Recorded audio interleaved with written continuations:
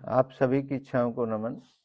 अब एक नए अध्याय के साथ, जो इच्छा कभी पूर्ण नहीं हो सकती, किसी की ना हुई है, उस पर चर्चा करते हैं। क्या कभी किसी की जन्म नहीं लेने की इच्छा पूर्ण हुई है आज तक? ये कभी पूर्ण नहीं हुई आज तक, और ना ही हो पाएगी। इस अध्याय में जानेंगे क्या है इसमें। एक जन्म लेने की इच्छा।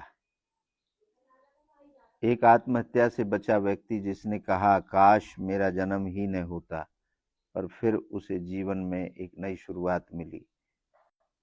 ये कथा है, सत्य पर आधारित है। आत्महत्या से लौटे मनोज मिश्रा की कथा। काश मेरा जन्म ही न हुआ होता। जब जीवन असहाय हो जाता है, जब हर रास्ता बंद लगे, जब भीतर की पीड़ा और बाहर की दुनिया दोनों पराये लगें, तब मन में यह इच्छा सिर उठती है। यह इच्छा कोई बुराई नहीं, यह एक चेतावनी है कि इच्छा अब जीवन से कट रही है। पर क्या जन्म न लेना किसी समस्या का समाधान हो सकता है? यह कहानी है मनोज मिश्रा की, जिन्होंने आत्महत्या करने की कोशिश की थी और फिर जीवन को नया रूप दिया।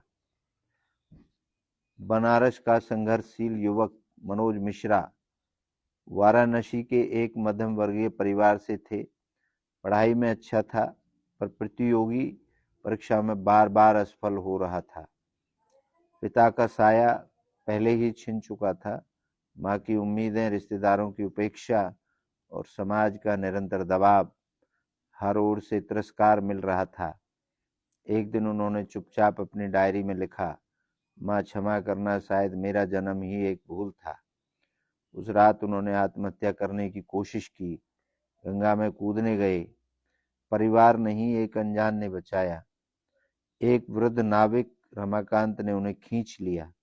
वे चुपचाप बोले, मरने चले हो? कम से कम एक बार पूरे जीवन को जिए बिना कैसे निर्णय ले सकते हो?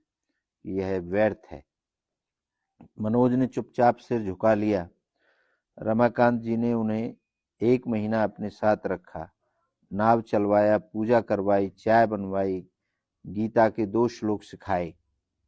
मनोज ने प्रतियोगिता छोड़ दी और वहीं घाट पर बैठकर कविता लिखने लगे। धीरे धीरे उनकी कविताएं सोशल मीडिया पर लोकप्रिय हो गई। आज मनोज एक कवि, काउंसलर और मोटिवेशनल वक्ता है।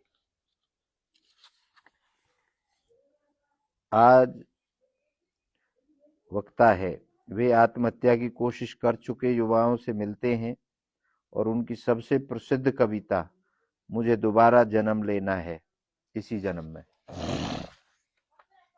इच्छा पूर्ति दर्शन का दृष्टिकोण। जन्म न लेने की इच्छा वास्तव में दर्द से बचने की इच्छा है, न कि जीवन से मुक्ति की। इच्छा पूर्ति दर्शन कहता है, जन्म एक बार हुआ है और जीवन कई बार शुरू किया जा सकता है। जब सब कुछ समाप्त लगे, वहीं से एक नया प्रारंभ हो सकता है। जन्म न लेना संभव नहीं है, अर्थपूर्ण जीवन बनाना आपके हाथ में है। ये इच्छा पूर्ति दर्शन का दृष्टिकोण है। हमारा क्या कथन है? स्वामी राजेंद्र देव जी महाराज का मत है, जो यह सोचता है कि उसका जन्म नहीं होना चाहिए था, वह भूल रहा है कि वह केवल एक परीक्षा में हारा है, पर जीवन की किताब अभी अधूरी है। तुम्हारा जन्म संयोग नहीं, एक गहरी इच्छा का परिणाम है। आपकी इच्छा ने ही इसे चुना है। अब आपका कर्तव्य है इस जीवन को एक ऐसा अर्थ देना जो आपके होने को सार्थक करे। ये हमारा मंतव्य है, हमारा मत है। 5 प्रश्न हैं जो आपके लिए हैं।